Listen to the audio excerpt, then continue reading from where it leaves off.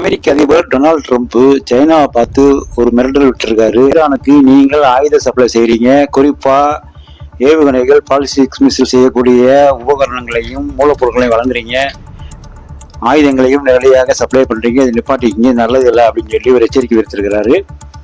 அந்த எச்சரிக்கையை மறுப்பதற்கு விதயமாக சைனா சில விளக்கங்கள் கொடுத்திருக்காங்க. அதாவது ஈரானுக்கு ஆயுத உதவி வழங்கினால் சீனா மீது 50% வரி விதிக்கப்படும் அப்படின்னு ட்ரம்ப் இந்த போர் ஆரம்பிக்கும் போதே சைனாவை எச்சரித்திருந்தார்.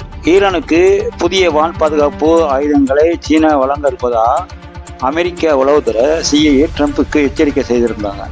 அதன் அடிப்படையில் தான் அந்த எச்சரிக்கையை சைனாவுக்கு அமெரிக்க அதிபர் டொனால்டு ட்ரம்ப் விடுத்திருந்தாரு. அது மட்டும் இல்லாமல் நியூயார்க் டைம்ஸ் அப்படிங்கிற நாளிதழும் தோளில் சுமந்து, அதாவது தோளில் வச்சுக்கிட்டு எங்கே வேணாலும் ஈஸியாக மூவ் ஆகி சுடக்கூடிய ஏவுகணைகளை சீனா ஈரானுக்கு கொடுத்து உதவியதாகவும் குற்றம் சாட்டியிருந்தது. குற்றச்சாட்டுகளை அனைத்தையும் சீனா மறுத்தது. சீன வெளியுறவுத்துறை செய்தி தொடர்பாளர் குவென் ஜியாகுன் மறுபறிக்கையில் என்ன சொல்லியிருக்காருன்னா, சீனா மீது சுமத்தப்பட்ட குற்றச்சாட்டுகள் அடிப்படை ஆதாரமில்லாத குற்றச்சாட்டுகள்.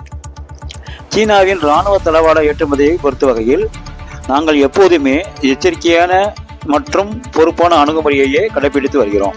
ஏற்றுமதி கட்டுப்பாட்டு தொடர்பான சர்வதேச விதிகளுக்கு உட்பட்டு செயல்பட்டு வருகிறோம் அப்படின்னு சொல்லிட்டு தன் மீதான குற்றச்சாட்டுகளை கடுமையாக மறுக்கிறார்.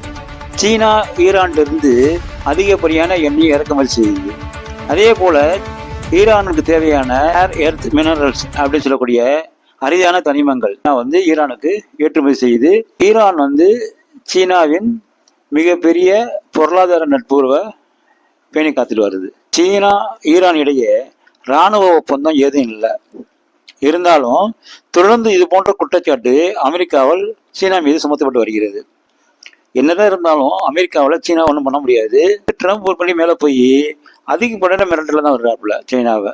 சீனா நேரடியாக ஆயுத உதவியை ஈரானுக்கு வழங்காம மூன்றாவது நாடுகள் மூலமா ஆயுத விற்பனையை சீனா செய்வதா அமெரிக்கா குற்றம் சாட்டிட்டு வருது. இதே யுக்தியை தான் அமெரிக்கா ரஷ்யாவுக்கு எதிராக பயன்படுத்தி உக்ரைனுக்கு ஆயுதங்களை விற்று கொள்ளலாவும் பார்த்துட்டு வருது. ஒரு கட்டத்தில் வெளிப்படையாகவே நாங்கள் செஞ்ச உதவிக்கு உங்கள் நாட்டில் இருக்கக்கூடிய ரேர் எர்த் மினரல்ஸ் இருக்கக்கூடிய பகுதிகளை எங்களுக்கு விற்பனை செய்து விடுங்கள் அப்படின்னு சொல்லி விருந்துக்கு போகிற மாதிரி கூப்பிட்டு உக்ரைன் அதிபர் உட்கார வச்சு அந்த வட்டிக்கு மனம் கொடுத்து வீட்டு எழுதி வாங்குவாங்களே, அது மாதிரி கையெழுத்து போட சொல்லி அவரை மிரட்டில் போலாம் நீயும் டீல் அப்படின்னு சொல்லிட்டு உக்ரைன் அதிபர் கிளம்பி போயிட்டாரு.